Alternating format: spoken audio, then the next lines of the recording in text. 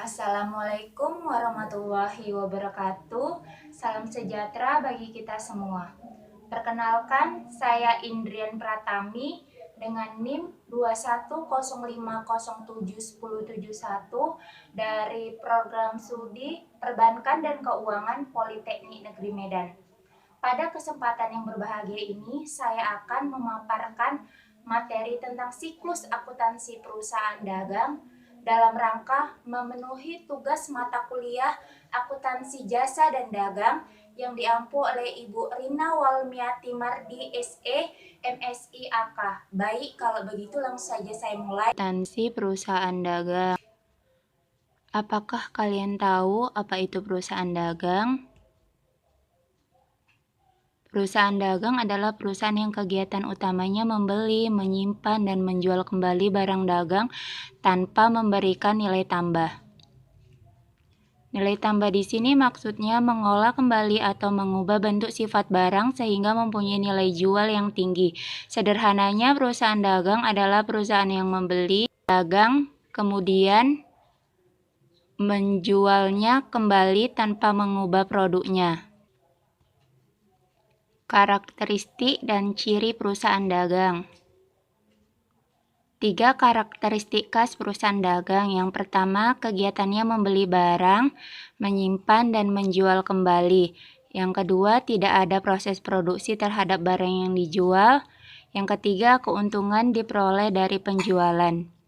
Ciri-ciri perusahaan dagang. Secara umum, ciri-ciri perusahaan dagang dibagi menjadi 2, yaitu usaha yang dilakukan dan kegiatan akuntansi. Usaha yang dilakukan berarti perusahaan dagang membeli barang dagang dan menjualnya tanpa mengolah. Sementara kegiatan akuntansi artinya perusahaan dagang menggunakan akun persediaan barang dagang, di mana terdapat perhitungan harga pokok penjualan atau APP, serta laporan laba rugi menggunakan bentuk single step maupun multi step. Jenis-jenis perusahaan dagang. Secara garis besar, perusahaan dagang dibagi menjadi 2 jenis, yaitu yang pertama, jenis-jenis perusahaan dagang berdasarkan produk yang diperdayakan, yang terdiri dari perusahaan dagang barang produksi, yang merupakan perusahaan yang diperdagangkan produk berupa bahan baku sebagai bahan dasar pembuatan produk atau alat-alat produksi untuk menghasilkan produk lain. Contohnya kayu gelondongan dan mesin bubut. Dan ada juga perusahaan dagang barang jadi, yang merupakan perusahaan yang memperdagangkan produk akhir dari barang yang siap dikonsumsi. Contohnya pakaian dan kulkas. Yang kedua, jenis perusahaan dagang berdasarkan macam konsumen yang terlibat, seperti perusahaan dagang besar yang merupakan perusahaan yang secara langsung membeli produk dari pabrik dalam jumlah besar dan dijual dalam volume yang besar pula. Contohnya pedagang grosir.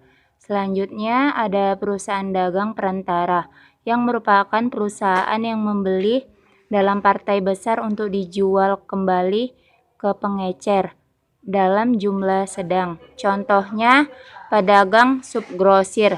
Dan yang terakhir ada perusahaan dagang pengecer yang merupakan perusahaan yang langsung berhubungan dengan konsumen.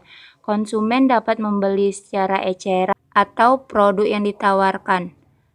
Retailer sering kita dapati di lingkungan kita, contohnya warung, kios, dan swalayan.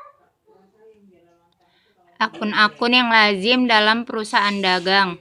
Yang pertama, akun pembelian. Yang kedua, potongan pembelian. Yang ketiga, retur pembelian. Yang keempat, ada akun beban angkut pembelian. Yang kelima, beban angkut penjualan. Selanjutnya ada akun penjualan, retur penjualan, potongan penjualan, dan persediaan barang dagangan. Transaksi pada perusahaan dagang. Terdapat transaksi perusahaan dagang mencakup 3 hal, yaitu syarat pembayaran, syarat penyerahan, dan rabat pada perusahaan dagang. Kedua, ada transaksi perusahaan dagang, dan yang terakhir persediaan barang dagang. Buku besar dalam perusahaan dagang. Secara umum, buku besar adalah buku pencatatan transaksi keuangan yang menyatukan seluruh transaksi dalam jurnal. Ada 2 jenis buku besar, yaitu yang pertama, buku besar utama. Merupakan kumpulan dari akun-akun sejenis yang telah dicatat dalam jurnal umum atau khusus. Pencatatan dari jurnal ke buku besar umum dilakukan secara berkala atau setiap akhir bulan berdasarkan hasil rekapitulasi dari jurnal khusus.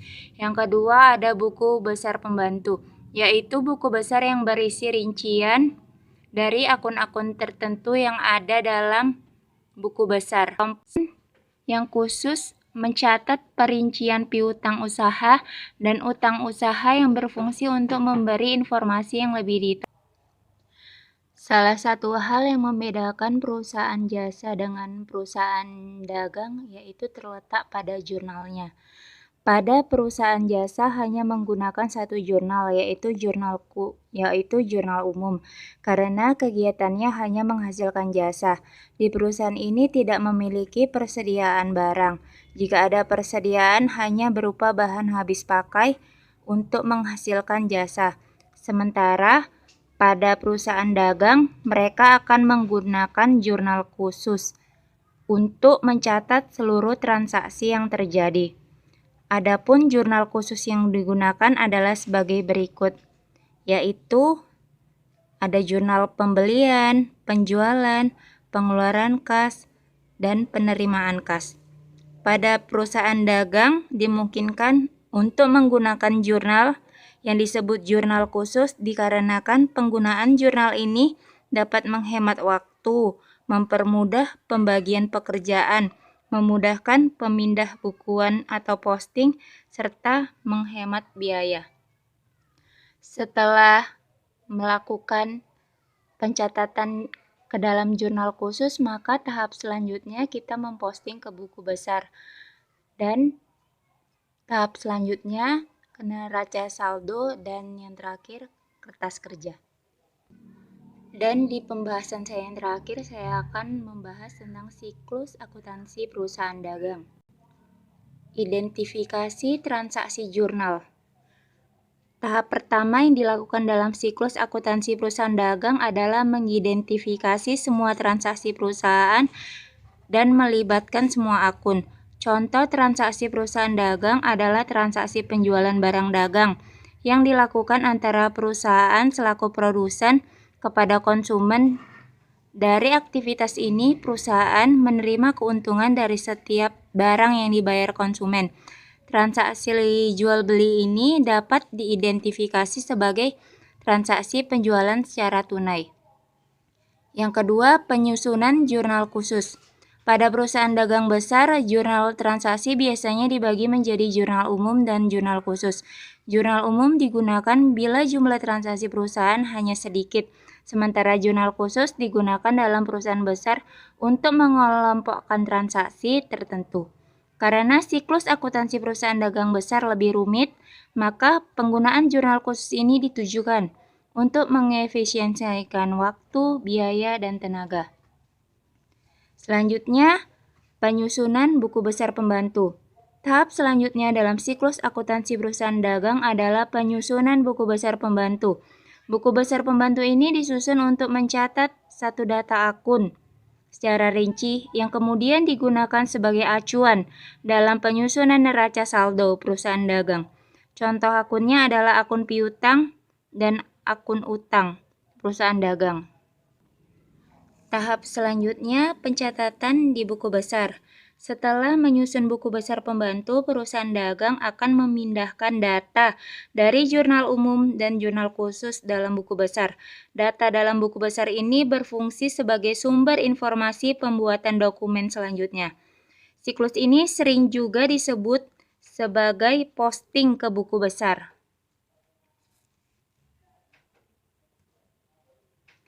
Selanjutnya, laporan harga pokok penjualan.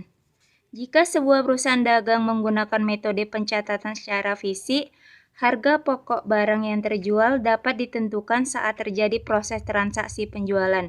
Dengan demikian, perusahaan dagang dapat melakukan pencatatan harga pokok penjualan dan jurnal penjualan secara sekaligus.